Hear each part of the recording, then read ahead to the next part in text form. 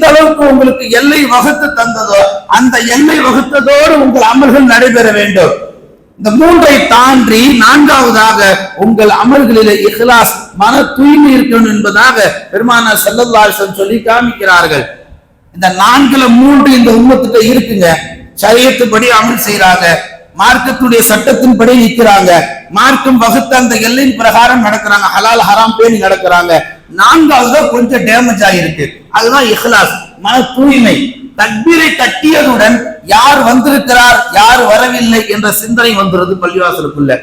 அல்லது ஒரு குர்பானி கொடுக்கின்ற பொழுது நம்மை சுற்றி எல்லோரும் இருக்கிறார்களா, செல்ஃபி எடுக்கப்படுகிறதா என்ற சிந்தனை வந்து விடுகிறது. அல்லது ஒரு நிக்காவுடைய சபையில ஒரு நிக்கா நடத்துகின்ற பொழுது அவர் உண்டாக்கிய அந்த ஆடம்பரத்தை அவர் கண்டு ரசிக்கிறாரோ இல்லையோ, அவர் உண்டாக்கிய அந்த ஆடம்பரத்தை மக்கள் எல்லாம் பார்த்து ரசித்து அவர்கள் முகங்கள் எப்படி இருக்கு என்பதை பார்ப்பதற்காக நிக்காக்கள் நடத்தப்படுகிறது. இப்படி மார்க்கத்துக்கு உட்பட்ட காரியங்கள் இருந்தாலும் கூட நான்காவது அங்க உடைஞ்சு கிடக்குது, அதுதான் இஹ்லாஸ். அந்த இஹ்லாஸ உள்ளத்துல நாம கொண்டு வந்துட்டோம் சொன்னா கண்டிப்பாக நாம் எல்லாம் நடமாடும் அவுலியாக்கள். தர்காக்கள்ல தான் அவுலியாக்கள் உறங்குவதை நாம் பார்த்திருப்போம். இந்த மூன்றை தாண்டி நான்காவது இஹ்லாஸை உறுதியா கொண்டு வந்துருங்க, நீங்கள் எல்லாம் நடமாடும் இறை நேசர் என்பதாக கண்மணி நாயகம் ரசூலுல்லாஹி ஸல்லல்லாஹு அலைஹி வஸல்லம் சொல்லி காமிக்கிறார்கள். அல்லாஹ்வுக்கு மிக மிக பிடித்தமான அமல் என்ன தெரியுமா? இந்த உலகத்திலேயே இஹ்லாஸா செய்வது. எப்படி? அல்லாஹ்வுக்காக செய்வது, மன தூய்மையோடு செய்வது. குர்ஆன்ல ஹதீஸ்ல ரசூல் ஸல்லல்லாஹு அலைஹி வஸல்லம் சொல்லுவார்கள், எப்படிப்பட்ட நிலை என்று சொன்னால், உன் வலது கரம் செய்யும் தர்மத்தை கூட உன் உடலோடு ஒட்டி இருக்கும் இடது கரத்துக்கு தெரியாமல் பார்த்துக்கொள் என்பார்கள். எந்த அளவுக்கு கவனித்து பாருங்க, வலது கரம் இடது கரம் இரண்டும் எவ்வளவு கிலோமீட்டர் தூரம் இருக்கும்.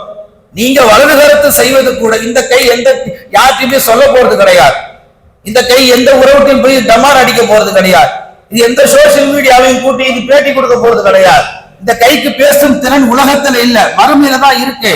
வாயை கூட்ட போடப்படும் எல்லா உறுப்புகளுக்கும் அல்லாஹ் மறுமையில பேச வைப்பார். அப்ப இந்த இடது கையை உலகத்தில் தெரியாத அளவுக்கு உன் வலது கரத்தை கொண்டு தர்மம் செய்ய என்று ரசூல் சொல்லி தருகிறார் என்று சொன்னால், இந்த இடது கைக்கு தெரிந்தால் ஒன்றும் ஆவது கிடையாது. அப்படி ஒரு கால் தெரிந்து விட்டால் அது உனக்குள்ள கிபிரியத்தை உண்டாக்கிவிடும்.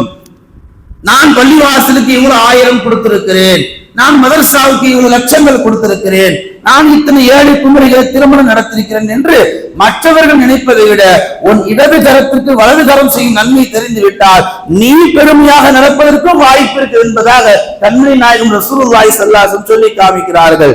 ஃபுலைல் பின் ஹியான் ரஹ்மத்துல்லாஹி என்று சொல்லக்கூடிய ஒரு இறை நேசர், அவர்கள் மேலுள்ள அந்த ஆயத்திற்கு அற்புதமாக ஒரு விளக்கத்தை தருவார்கள். அஹ்லஸ் ஹஃப்னஸ் என்று சொல்லுவார்கள். அஹ்லஸ் என்று சொன்னால் இஹ்லாஸ் தன்மையுடையது, எல்லா நிலையிலையும் மன தூய்மையோடு வாழ்வது. எல்லா நிலையிலையும் A to Z ஆங்கிலங்கள்ல எந்த விஷயத்தை நீங்க உதாரணத்தை எடுக்கிறதா இருந்தாலும் அல்லது ஒரு வாக்கியார் பாடம் நடத்துறதா இருந்தாலும் அதற்கு ஒரே ஒரு உதாரணம் சொல்லுவார், A to Z ஃபாலோ பண்ணிக்கணும். அப்படின்னா என்ன அர்த்தம்? ஒரு முஸ்லிம் தொழுகை துவங்கியிருந்து அவன் முஸ்லீமாக வாழ தோன்றியிலிருந்து அவன் மௌத்து வரைக்கும் A to Z அத்தனையிலுமே இஹ்லாஸ் இஹ்லாஸ் இஹ்லாஸ் தான் ஊறி போயிருக்கணும். அதனால அல்லாஹ் தஆலா குர்ஆன்ல சூரத்துல் இஹ்லாஸுக்கு ஒரு தனி சிறப்பே தந்திருக்கிறான்.